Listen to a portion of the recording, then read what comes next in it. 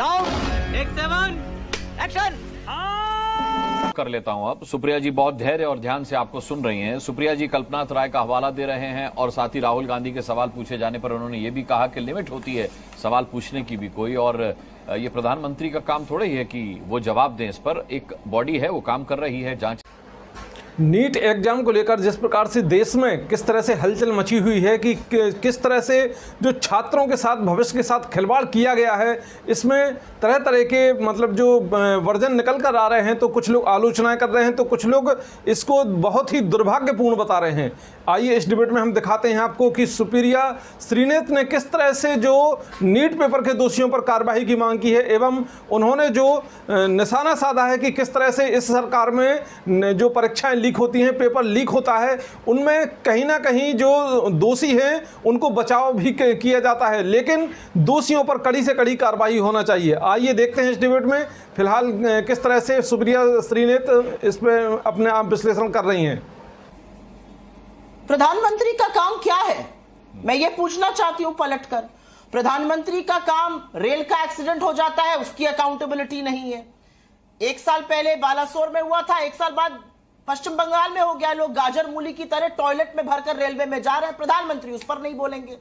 24 लाख बच्चों के भविष्य पर अनिश्चितता है। नीट में 10 लाख जो बेचारे नेट में बैठे थे वो परीक्षा कैंसिल हो गई। पिछले 7 सालों में 70 परीक्षाएं कैंसिल हुई है। 2 करोड़ अभ्यर्थियों का इस पर प्रभाव पड़ा है, प्रधानमंत्री उस पर नहीं बोलेंगे। तो प्रधानमंत्री किस लिए, किस चीज के लिए है? ऑर्केस्ट्रेटेड इंटरव्यू देने के लिए? आप इतने फ्रेश कैसे लगते हैं सेल्फी खिंचाने के लिए? मैं ईश्वर का प्रारूप हूं, इस तरह की बातें करने के लिए किस लिए प्रधानमंत्री चुने जाते हैं? अकाउंटेबिलिटी कहां है इस सरकार में, ये तो पूछा जाएगा ना। ये बात कर रहे थे और मैं इनकी बात पर बात नहीं करना चाहती हूं। शिक्षा मंत्री ने पहले दिन आते ही क्लीन चिट दे दी एनटीए को, कोई गड़बड़ नहीं हुई है, कोई पेपर लीक नहीं हुआ है। एक के बाद एक साक्ष्य सामने आ रहे हैं, वो अभी भी नहीं मान रहे पेपर लीक हुआ, उनके मंत्री कह रहे हैं पेपर लीक हुआ। तो दिक्कत ये बात है कि 2 कैबिनेट मंत्री 2 तरह की बातें बोल रहे हैं। हर दिन धर्मेंद्र प्रधान अपना वक्तव्य बदलते हैं। ये सिर्फ 24 लाख उन बच्चों की बात नहीं है जिन्होंने नीट का इम्तिहान दिया है, उनके तमाम परिवारजन, उनके मित्रजन, उनके शुभचिंतक, करोड़ों लोगों का भविष्य इस पर निर्भर करता है। करोड़ों लोगों की उम्मीदों पर पानी फेरा गया है। और राहुल गांधी सवाल ना पूछे, हम सवाल ना पूछे, हम सब धैर्य धरकर चुपचाप चरण चुंबक बने बैठे रहे। क्यों बैठेंगे भाई? नहीं, अजय आलोक ये कह रहे हैं कि राहुल गांधी बीच में ना बोल, थारे माथे पर लिखे है बीच में ना बोल। एक बार तेजस्वी यादव से भी तो सवाल पूछ लेते। बीच में मत बोलिए, आपने उनके बीच में नहीं बोला था, आपने उनके बीच में नहीं बोला। नहीं, मैंने उनके बीच में भी बोला था, उनको भी करेक्ट कराया था मैंने। जब उन्होंने 24 लाख कहा तो मैंने 33 लाख करवाए थे, उनके बीच में भी मैं बोला। मैंने यूजीसी और नेट की बात भी की उनसे। ठीक है, अब शांत रहिए, मेरी बात सुनिए। अगर मुझे बुलाया है बोलने के लिए जी, तेजस्वी यादव जी की प्रवक्ता है यहाँ पर, वो जरूर उसका जवाब देंगी। लेकिन तेजस्वी यादव जी ने बिल्कुल क्लियर कर दिया है, उन्होंने कहा जिसको बुलाना चाहिए बुलाइए आप क्वेश्चनिंग के लिए। कौन मना कर रहा है? वो तो नहीं भाग रहे उससे, वो तो नहीं कह रहे कि जो बिहार एडमिनिस्ट्रेटिव सर्विस के ऑफिसर पर आप आक्षेप लगा रहे हैं उसको मत पूछिए। वो कह रहे हैं बुलाइए क्वेश्चनिंग के लिए। आप किसको छुपाने का प्रयास कर रहे हैं? हर बार संरक्षण पेपर लीक माफिया को क्यों मिलता है? हर बार ये पेपर लीक गुजरात, हरियाणा और बिहार में हुआ। हर जगह आपकी सरकार है, क्या कर रही है आपकी डबल इंजन की सरकार है? ये सवाल क्यों नहीं पूछा जाएगा? ये सवाल क्यों नहीं पूछा जाएगा कि हर बार पेपर लीक माफिया के तार बीजेपी से क्यों जुड़े होते हैं? 3 बड़े सेंटर गुजरात और मध्य प्रदेश क्यों बनते जा रहे हैं पेपर लीक के? ये क्यों नहीं सवाल पूछा जाएगा? सवाल पूछने पर यह कह देना कि प्रधानमंत्री इसमें क्या करे, ये कौन सी बात होती है भाई? प्रधानमंत्री is the head of an elected government, he is accountable. This is what parliamentary democracy is. Selfie खिंचाने के लिए थोड़ी प्रधानमंत्री चुने गए। कैसे कैसे लोग रहते हैं यार यहाँ पर, चीजों की उत्तर देने के लिए चुने गए। और ये चीजें 33-35 लाख बच्चों के भविष्य की बातें हैं। यूपी टेट, और मैं अगर आप मुझे 30 सेकंड का मैं आपसे गुजारिश करती हूं, आप मुझे सिर्फ 30 सेकंड का टाइम दीजिए, क्योंकि कुछ चीजें दर्शकों के सामने आनी चाहिए। Army recruitment exam, AIPMT paper leak, SSC CPO BA first year English paper leak, NEET 2 paper leak, army recruitment paper leak, SSC NEET combined graduation, class 10 का गणित, क्लास 12 का economics paper leak, Gujarat police constable leak, Uttar Pradesh UP TET leak, constable leak, Maharashtra board leak, IGNOU का paper leak, UP board का 12वीं का English paper leak, national law admission test का paper leak, Manipur का 11वें का बोर्ड का पेपर लीक, जीएसएसबी का पेपर लीक, बीपीएससी का पेपर लीक, असम में एचएसएलसी का paper leak, UP police constable का पेपर लीक, आरओ एआरओ का पेपर लीक, नीट का पेपर लीक, नेट का पेपर लीक। ये क्या सैंक्टिटी है? हम दुनिया में 5वीं बड़ी इकोनॉमी और हम एक पेपर ढंग से नहीं करा पा रहे। बिल्कुल। हर बार पेपर लीक हो जाता है। और मैं एक चीज कहना चाहती हूं, और वो कहनी सबको जरूरी है, क्योंकि समझना पड़ेगा पेपर लीक का प्रभाव क्या है। बच्चे मेहनत करते हैं, भेड़ बकरी की तरह भर के जाते हैं, इम्तिहान देते हैं, पैसा खर्चा होता है जाने आने, फॉर्म, पढ़ाई सब में, उसके बाद पेपर लीक हो जाता है। क्या अनिश्चितता हमने बनाई हुई है और इस पर कोई कुछ बोले ना। मीडिया सवाल पूछ दे तो मीडिया सरकार के खिलाफ है, अगर अभिभावक कह दे तो अभिभावक देशद्रोही है, विपक्ष आवाज उठाए तो विपक्ष गलत कर रहा है। आपने एक बहुत अच्छा सवाल किया है। पेपर लीक होता जाए, 70 पेपर लीक करके 70 साल का हिसाब मांगते हैं। शर्म आनी चाहिए। मैं लेकर आऊं, इसलिए बहुत संक्षिप्त सा उत्तर रखिएगा। मैं सिर्फ आपसे यह जानना चाहता हूं कि जब प्रधानमंत्री परीक्षा पर चर्चा कर सकते हैं तो परीक्षा में धांधली पर वो कुछ बोल क्यों नहीं सकते? पार्टी बदल लिया साला। तो वेट कर रहे हैं। अनुराग भदौरिया, क्या आपको लगता है कि इस मामले पर राजनीतिकरण किया जा रहा है आप लोगों की तरफ से, अगर सवाल पूछे जा रहे हैं तो?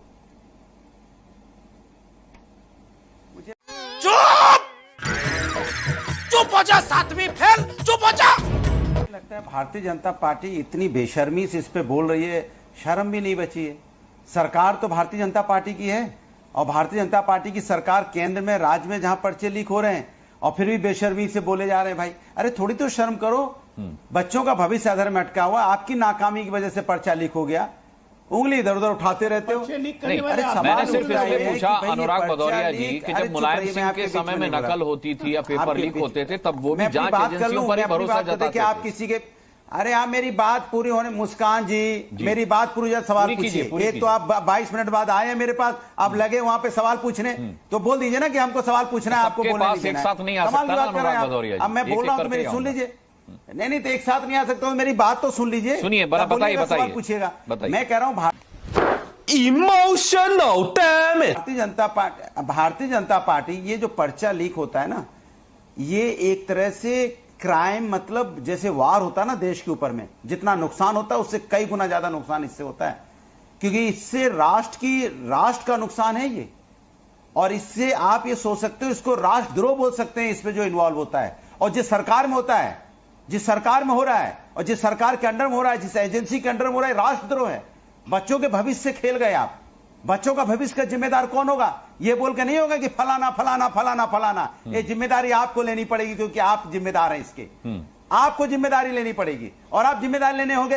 ये क्या पूछे, क्या कीजिएगा जब इसका नाम निकलेगा तो क्या कीजिएगा, उसका नाम निकलेगा तो क्या कीजिएगा? तो आप झुंझुना बजाइएगा क्या? सरकार में बैठ के झुंझुना बजाइएगा? पर्चा लीक हो जाएगा, बच्चों की जिंदगी बर्बाद हो जाएगी, झुंझुना बजाइएगा? अरे बाप रे, ये तो धोती खोल रहा है। आप बताइए, यहाँ उत्तर प्रदेश में पुलिस का यहाँ पे 60 लाख लोग अपियर हुए, पर्चा यहाँ भी वही हो गया। और जो पर्चा लीक जो एजेंसी चला रही थी वो विदेश भाग गई, उसका मालिक विदेश भाग गया। कैसे विदेश भाग गया? झुंझुना बजा रहे थे क्या? विदेश कैसे भाग गया? किसने भागने दिया? इसकी इंक्वायरी कौन करेगा? इसके बारे में कौन बोलेगा? जिसपे आरोप है, जो एजेंसी इसका एग्जाम करा रही थी, उसका मालिक विदेश भाग गया। माने कमाल है भारतीय जनता पार्टी में, जितने देश में जो हमारे राष्ट्र का नुकसान करते हैं वो विदेश भाग जाते हैं, वो ये जाने भी देते हैं। उसके बाद हमारा ध्यान डाइवर्ट करने के लिए फलाने का नाम, ढिकाने का नाम। अरे जिसका नाम बता रहा, अमित आनंद का नाम तो जो आपके उप मुख्यमंत्री हैं उनके साथ भी फोटो है, बाकायदा फोटो आरजेडी ने ट्वीट की है। तो क्या कीजिएगा? क्या कीजिएगा? क्या कीजिएगा? ये क्या कीजिए से नहीं होगा। क्या करोगे? क्या किया है? सिर्फ नुकसान किया है, राष्ट्र का नुकसान किया है, और राष्ट्र का नुकसान करने वाला जिम्मेदार आप हैं। मुझे क्रेडिट नहीं चाहिए। आप कभी सोचा, उस मां के बारे में सोचा, जो मां, जो बाप किस तरह खेती बेच के अपने बच्चे की तैयारी कराता है, तैयारी कराने के बाद 1 साल बाद जब एग्जाम देने जाता है, मेरे ख्याल से अनुराग भदौरिया, आप जिस तस्वीर की बात कर रहे हैं, सुप्रिया वही तस्वीर दिखा रही है। एक सेकेंड और